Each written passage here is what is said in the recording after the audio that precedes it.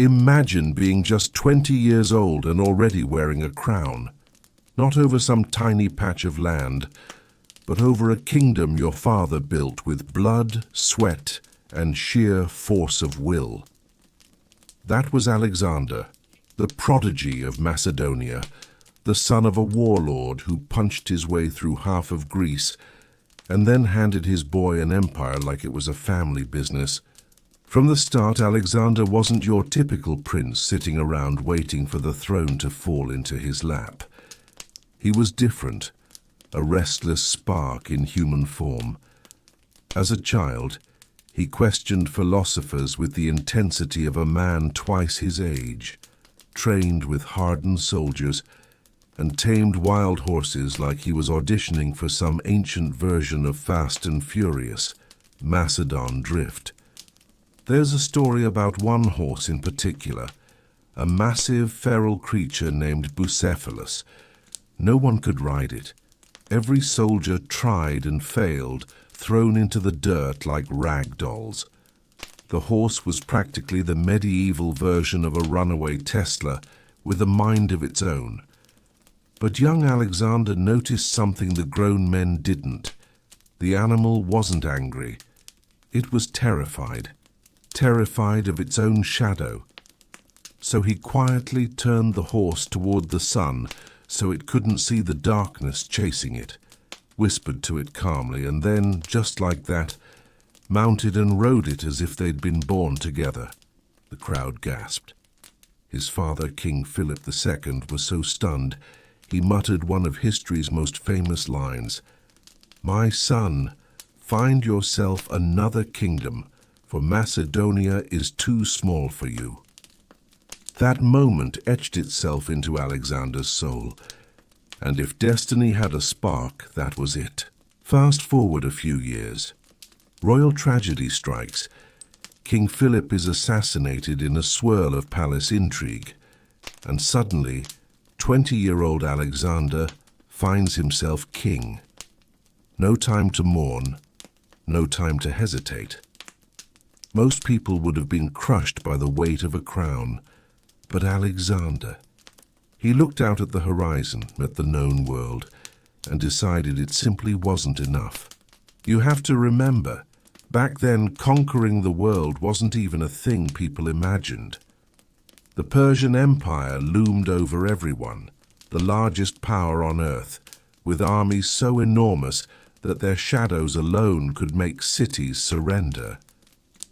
But Alexander wasn't intimidated. He was that one guy in a group project who insists on doing everyone's part, except in his case, everyone's part meant the entire planet. He began at home. Greece was still fractured, proud cities always ready to rebel. Alexander moved fast, crushing uprisings, uniting rivals, and turning squabbling Greek city-states into one unstoppable war machine.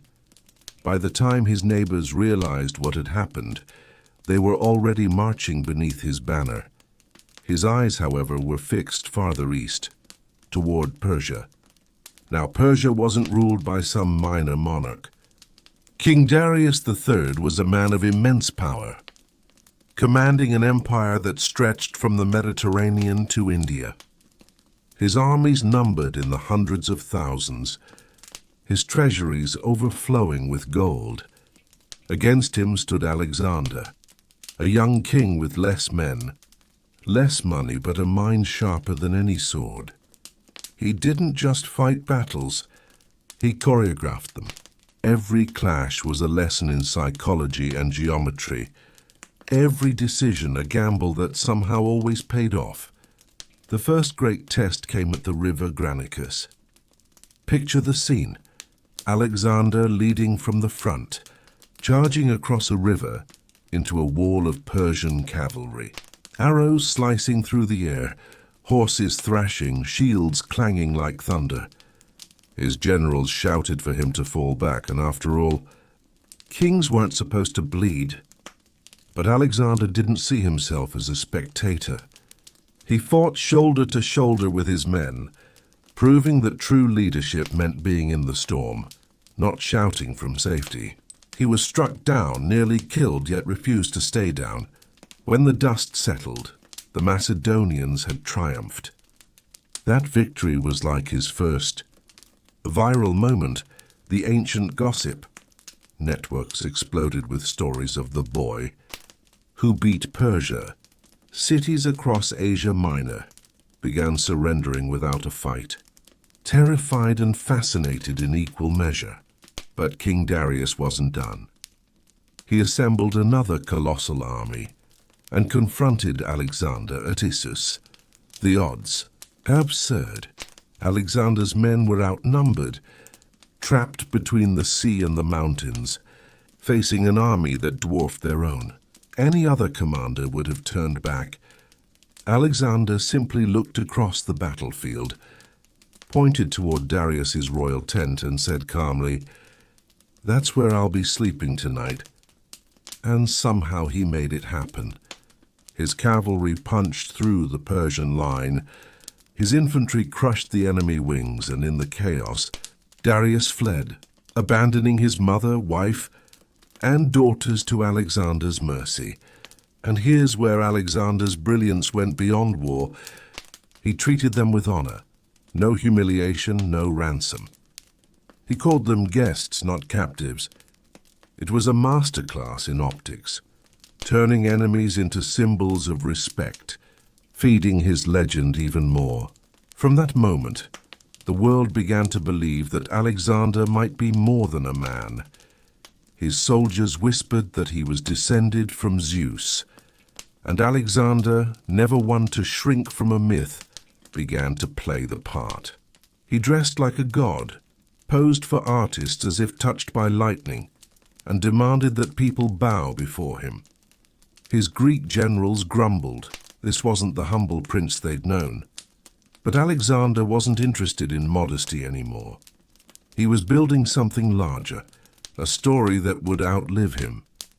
After Issus, he turned south toward Egypt, and instead of resistance, he found adoration. The Egyptians saw him as a liberator from Persian rule, and then as a divine figure. They crowned him pharaoh. He even founded a city in his own name, Alexandria, a glittering hub meant to outlast time itself. It was his signature on the world map, his eternal "I was here." But beneath all the triumphs, there was a haunting intensity about him. He wasn't merely chasing victory, he was chasing immortality. Conquering land wasn't enough. He wanted to conquer memory. And in many ways he did. By the time he left Egypt, his army was more than an army. It was a brotherhood of believers convinced that destiny marched beside them. They had crossed deserts, rivers, and empires, and yet Alexander kept pushing east into harsher lands, stranger cultures, and deeper danger. Because when you start to believe the gods chose you, stopping feels like betrayal. What Alexander didn't realize was that the greatest battles were no longer against Persia, but against himself, against pride, exhaustion, and the limits of human endurance. Because conquering the world is one thing, but keeping yourself, that's a battle even Alexander couldn't win forever. When we last left off, Alexander had just pulled off one of the boldest upsets in history, defeating the mighty Persian Empire at Issus. But if you thought he was about to chill and enjoy his victory, you don't know Alexander. Resting wasn't in his vocabulary. See, most conquerors would have stopped there, collected tribute, maybe built a few temples, called it a life. Alexander, he was like, nah, the job's not done until I sit on Darius's throne. So in 331 BCE, he turned east again, into the heart of the Persian Empire. Now Persia wasn't just some kingdom, it was an ancient superpower, the kind of place that had gold roads, royal messengers, and more palaces than McDonald's locations. but it was also bloated, slow, and arrogant. And Alexander. He was the opposite. Fast, ruthless, unpredictable. As he marched through Mesopotamia, rumors started spreading that Darius was assembling the largest army the world had ever seen. Cavalry from every province, elephants, chariots with blades on their wheels, the whole apocalyptic buffet. Alexander's men were nervous. Imagine walking toward millions of soldiers while your commander just hums and sharpens his sword. And then came the Battle of Gaugamela, the grand finale between two worlds. Picture this: a flat desert plain stretching endlessly under the burning sun. Darius stands in the center of his army, armored chariots glittering, war drums echoing across the sand. He's confident this is the day he'll crush the Greek upstart once and for all. Alexander, on the other hand, had fewer men, but he had something Darius didn't: an army that actually believed in him. His soldiers didn't see a king. They saw a legend walking beside them. Before the battle, Darius sent envoys offering peace, gold, land, even his daughter's hand in marriage. Alexander's generals begged him to take it. "We could end the war, go home rich, live to be old men." Alexander's response: "I'd rather rule the world than be bribed with it." Then he rode out onto the field. When the fighting began, Darius unleashed chaos.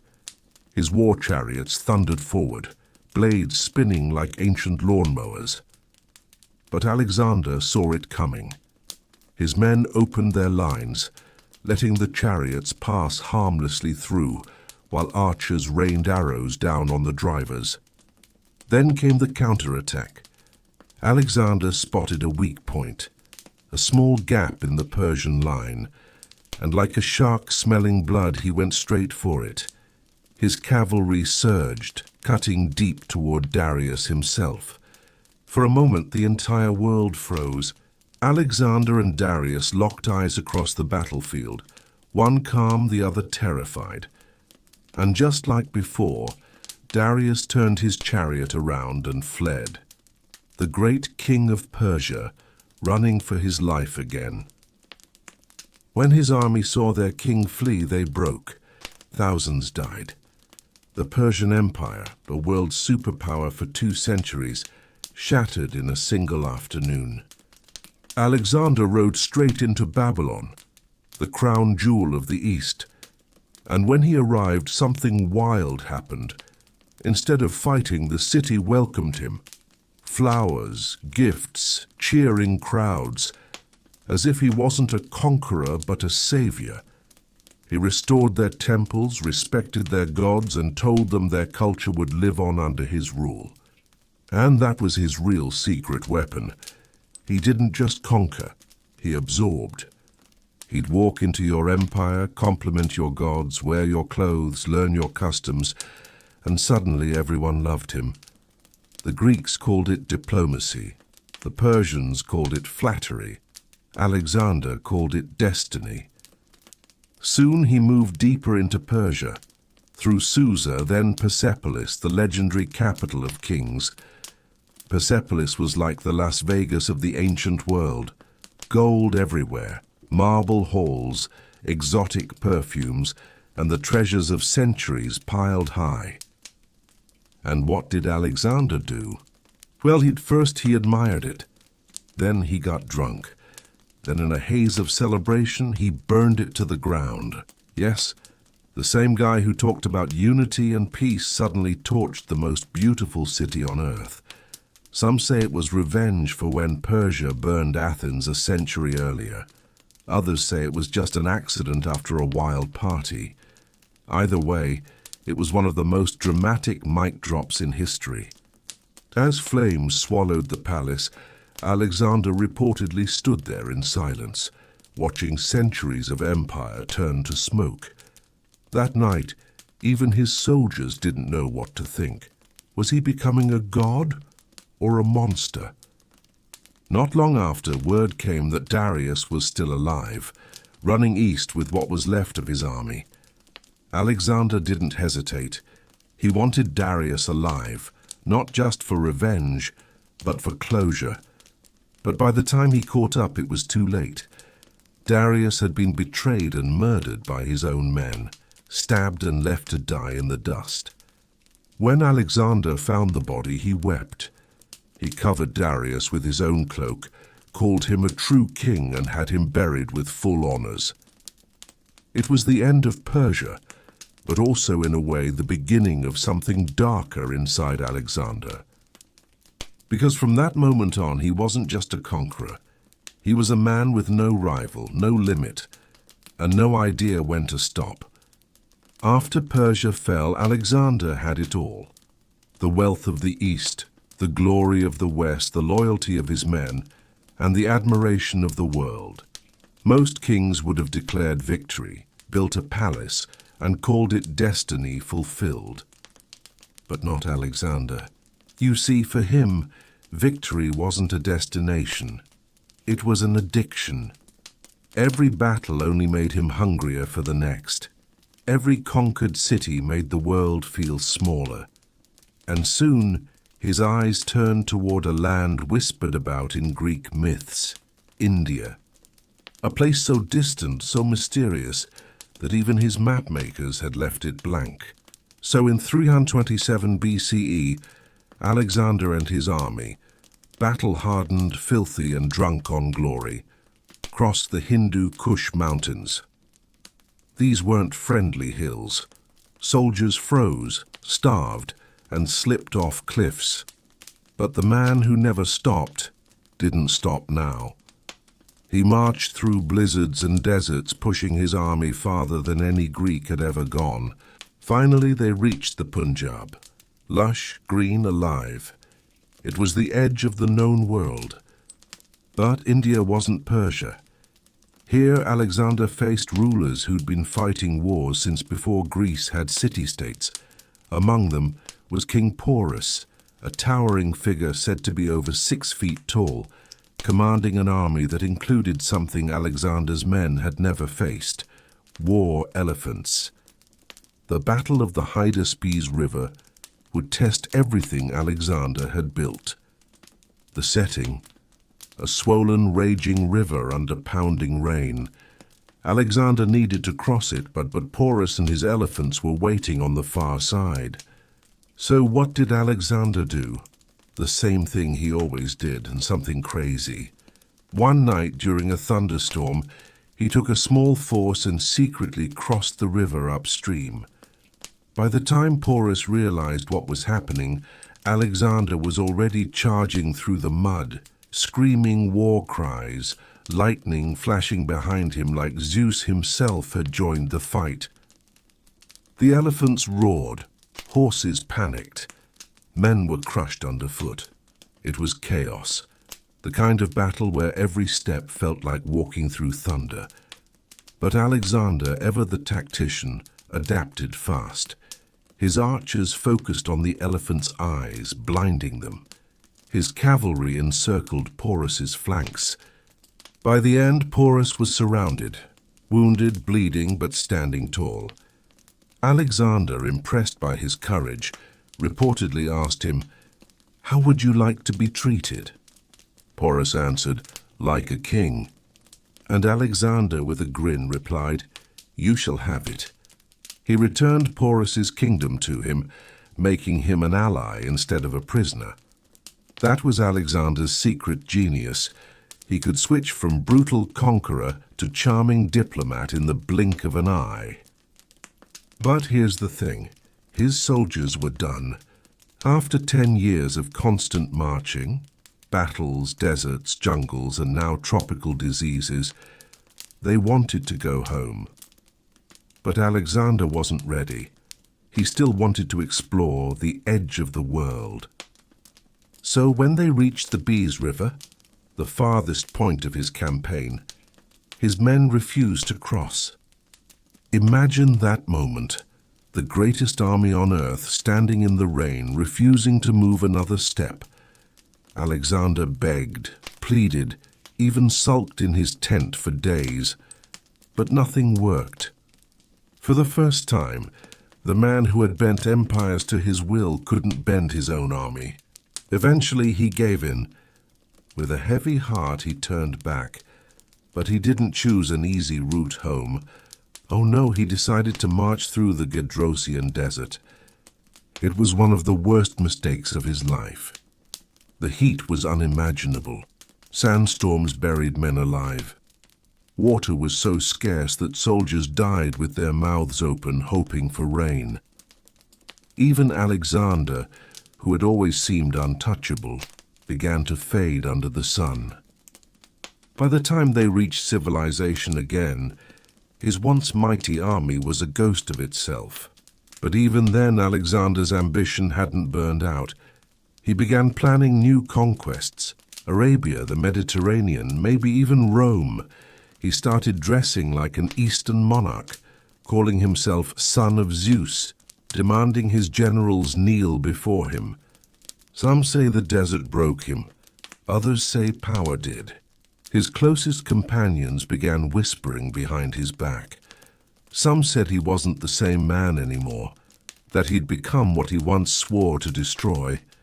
And then suddenly the unthinkable happened.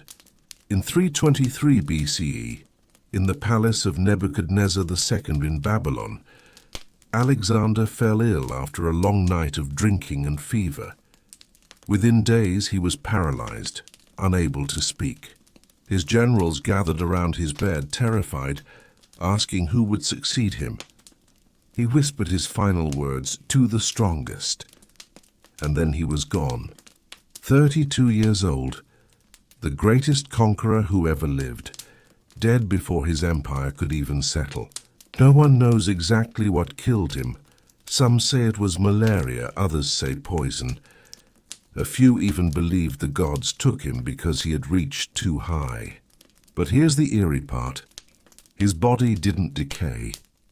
For 6 days it remained perfectly preserved, untouched by death. That was the moment myth began replacing history. The year is 323 BCE. Babylon mourns. The greatest general the world had ever seen lies still, surrounded by silence. His generals, once bound by loyalty, now by suspicion, stare at the lifeless body of their king. The air is heavy, not just with grief, but with fear, because no one knows what comes next. You see, Alexander didn't just die. He left behind an empire so vast it had no single heart.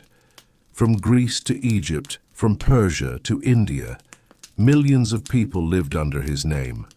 And without him, it was like cutting the head off a god. But something strange was happening. The story spread fast. His body isn't decaying.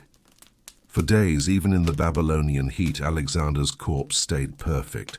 No smell, no rot, just sleeping. People whispered that maybe he wasn't dead, that perhaps the son of Zeus couldn't die like an ordinary man, that maybe he was waiting to rise again, to reclaim his empire. Even his generals didn't know what to believe. But one thing was clear. His body had to be buried somewhere worthy of a god. The question was where? His homeland of Macedonia claimed him. The generals of Babylon wanted him there, and Ptolemy, one of his most trusted commanders, had another idea. He wanted Alexander in Egypt. Why Egypt? Because Alexander had founded the city of Alexandria, a jewel by the sea, a city that would become the crown of the Hellenistic world. So while others argued, Ptolemy acted. He stole the body. No, really. He literally hijacked Alexander's funeral procession. The massive golden coffin, said to be made of hammered gold and filled with honey to preserve his body, was being transported by a grand carriage toward Macedonia. But when it reached Syria, Ptolemy and his forces intercepted it. He took the body to Memphis, Egypt, and later to Alexandria. That's where things start to get weird. Alexander's tomb, known as the Soma, became one of the most visited sites in the ancient world. Julius Caesar visited it. Cleopatra visited it. Even Roman emperors came to gaze upon the man who conquered the world. But then it disappeared. Somewhere between the 4th and 5th centuries CE, all trace of Alexander's tomb vanished from history. No one knows where it went. Centuries of floods, wars, and earthquakes buried the old city of Alexandria under layers of silt and ruins. Countless explorers, from Napoleon's scholars to modern archaeologists, have searched for it. Some claim it lies beneath a mosque. Others say under the streets of modern Alexandria. Some even believe the tomb was secretly moved, hidden by priests who feared it would be desecrated. And then there's the strangest theory of all, that it's still perfectly preserved, somewhere beneath the sands of the desert, untouched, waiting.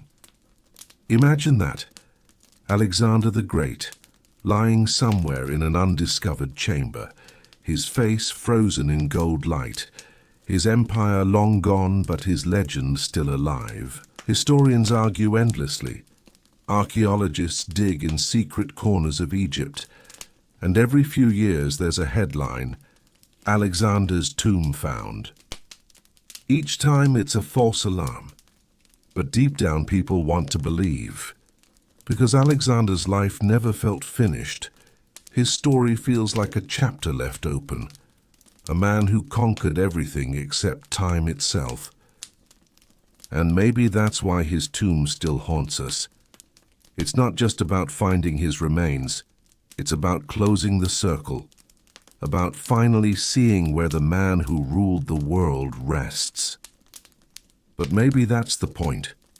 Maybe Alexander doesn't want to be found. Maybe the world isn't supposed to know where the conqueror sleeps. When Alexander died, the world didn't just lose a king. It lost the glue holding it together.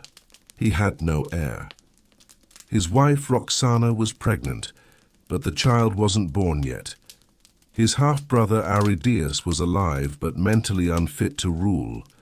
So the question was, who would rule the world now? And that question broke everything. His generals, the ones who had followed him across deserts, rivers, and mountains, suddenly turned from brothers in arms to rivals. They'd spent years fighting side by side. Now, they were ready to fight each other. These weren't ordinary men. Each one of them was a legend in his own right. Ptolemy, the strategist and friend who would later rule Egypt. Seleucus, who dreamed of building a new empire in Asia. Antigonus, old and ruthless, who refused to bow to anyone. Cassander, ambitious and cold, son of a Macedonian regent. And Perdiccas, the man Alexander had named regent, and who believed he was destined to take the throne. They called themselves the Diadochi, the successors. But instead of succeeding Alexander, they destroyed everything he built. The empire didn't split overnight. At first there were meetings, councils, oaths of loyalty. Everyone promised to rule together in Alexander's name. Yeah, that lasted about 5 minutes. Because behind the scenes everyone wanted more. More land, more power, more glory. It was like watching lions tear apart a carcass. Perdiccas tried to act as regent, keeping Roxana and her unborn child, Alexander IV, as symbols of legitimacy. But his arrogance made him enemies fast. When he tried to invade Egypt and punish Ptolemy for stealing Alexander's body, his troops mutinied. They killed him in his own tent. That was the start of 40 years of chaos, the wars of the successors. Brother against brother, general against general, each claiming to be the true heir to Alexander's dream. Cities burned, armies vanished in deserts, and the once great empire fractured into pieces.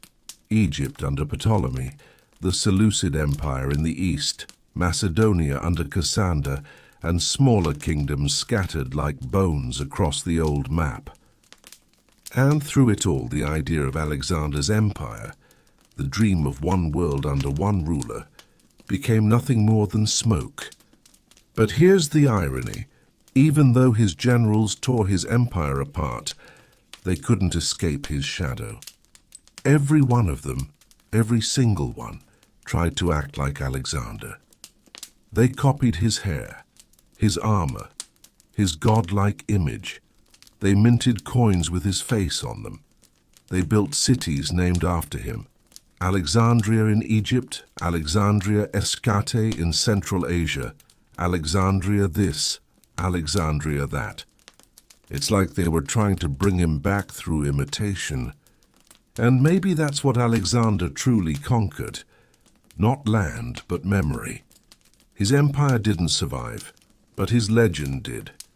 It seeped into every corner of the ancient world, into Greek philosophy, Persian culture, Egyptian art, even early Islamic literature centuries later.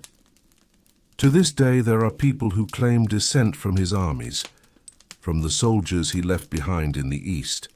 In Pakistan and Afghanistan, there are villages where people still tell stories of Iskander, the foreign warrior who came from the West and changed everything. He's not remembered as a king or even as a man. He's remembered as an idea so powerful it refused to die, even when his empire did. The moment Alexander died, something strange happened. His body was gone, stolen. Before the empire even had a chance to mourn, one of his closest companions, Ptolemy, hijacked the funeral procession. The royal convoy was carrying Alexander's body back to Macedonia. But somewhere along the desert road, Ptolemy's men intercepted it and rerouted it to Egypt. He didn't just want to rule Egypt. He wanted Alexander himself. Ptolemy built a magnificent tomb in Alexandria, the city Alexander had founded years before, and placed his body there. For centuries it became a sacred site. Even Roman emperors would travel just to see it. Julius Caesar, Augustus. They all bowed before the dead king who once ruled the world. But then something even stranger happened. The tomb disappeared, vanished. No one knows exactly when or how. By the time Christianity spread through the region, all trace of Alexander's resting place was gone. His golden sarcophagus, his relics, everything. And so began the mystery. Some said his body was stolen again. Others claimed it was hidden beneath the city, buried forever by sand and time. A few believed that it never decayed, that his body was preserved by divine power. And with that mystery came myths, so many myths. The Persians called him Iskandar Zulkarnain, the two-horned one, a warrior blessed by God who traveled to the edges of the world. In Islamic tradition, he's mentioned in the Quran as a righteous king who built a massive wall of iron to lock away Gog and Magog, the chaotic tribes destined to destroy the world at the end of time. In medieval Europe, he became Alexander the Seeker, a man who explored the heavens and the underworld. Poets wrote that he flew with griffins, descended into the sea in a glass capsule, and searched for the fountain of youth. Every culture took a piece of him and remade him in its own image. To the Greeks, he was a god in human form. To the Persians, he was a divine conqueror. To the Indians, he was the foreign warrior who stood before their kings. To the Arabs, he was a prophet of light, and somewhere between all these myths, the real Alexander vanished. No one really knows where the man ends and the legend begins. Maybe that's the point, because Alexander didn't just conquer the world. He conquered storytelling. He became an immortal character, shaped by every culture he touched. And that's why his name still echoes today. You hear it in movies, in books, in cities around the world that still carry his name. Over 70 of them. Alexandria, Iskandaria, Sikandarabad. It's like he's still walking the earth in fragments, in languages, in ruins, in names. But let's not forget, he was still human. He got sick, he bled, he died. And what makes Alexander truly haunting isn't just his mystery or his victories. It's that he was real. He walked through Babylon. He stood in Persepolis. He crossed the Indus. He looked at the edge of the known world and kept going. And when he disappeared, body and all, he left behind a void, one so deep that centuries later, people are still trying to fill it with stories. Maybe that's what greatness really is. Not gold, not power, not armies, but being unforgettable. Every few years, someone claims they've found him. Alexander's tomb, the one that vanished over 2,000 years ago. It's like history's ultimate treasure hunt. Part Indiana Jones, part political thriller, part obsession. In the 19th century, British explorers scoured Alexandria, convinced his body was buried beneath the modern city. But they kept hitting the same problem. Alexandria was built on top of itself. Centuries of earthquakes, floods, and wars had buried layer upon layer of ruins. If Alexander's tomb still existed, it could be 50 feet underground, sealed under concrete, sewage systems, and centuries of mystery.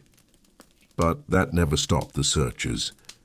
In the 1960s, a Greek archaeologist thought he'd found the chamber beneath the Nabi Daniel Mosque, a quiet spot in downtown Alexandria. The story goes that they even opened a sealed room beneath it, but the Egyptian government quickly shut down the excavation. Officially, there was nothing there.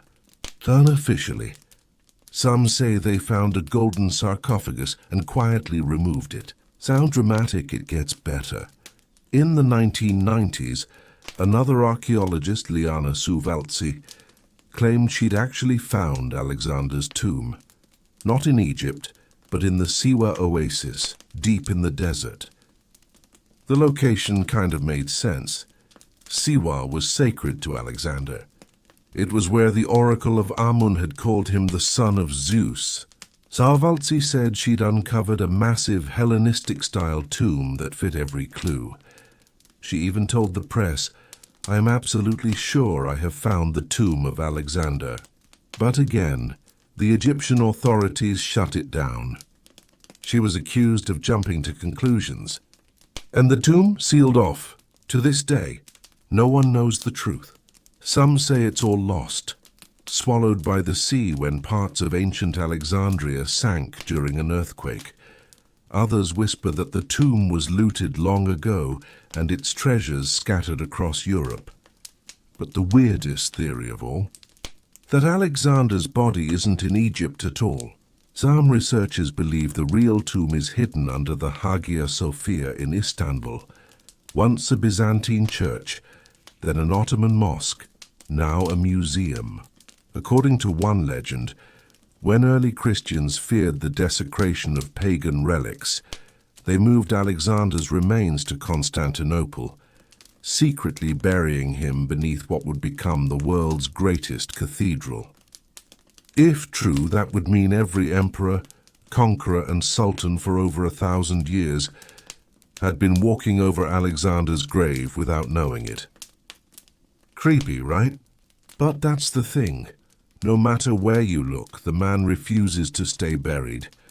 His story keeps resurfacing, like a ghost that refuses to be forgotten.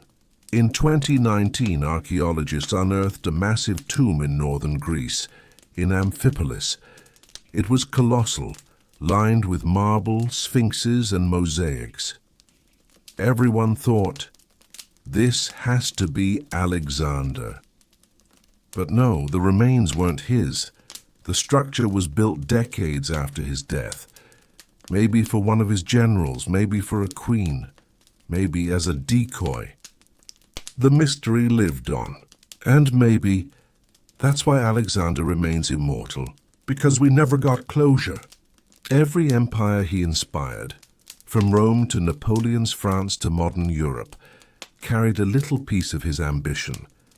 Every leader who ever dreamed of uniting the world has secretly been chasing his ghost.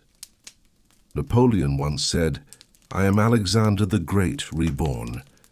Julius Caesar wept when he saw a statue of Alexander, saying, "At my age he had conquered the world and I have done nothing."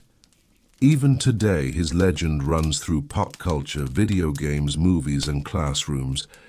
He's the blueprint for greatness and the warning for obsession, because Alexander didn't die of old age or battle wounds. He died of ambition. At 32, he had conquered everything and had nothing left to chase. Maybe that's the cruel irony of greatness. Once you touch the top, there's nowhere else to go. And maybe that's why his body was never found, because his story was never meant to end. It's like history itself decided. You don't bury a man like that. You turn him into a myth. So somewhere beneath the sand, the sea, or the marble floors of a lost city, maybe he's still there, waiting. Because if one day someone really finds him, the world will remember why he was called the Great.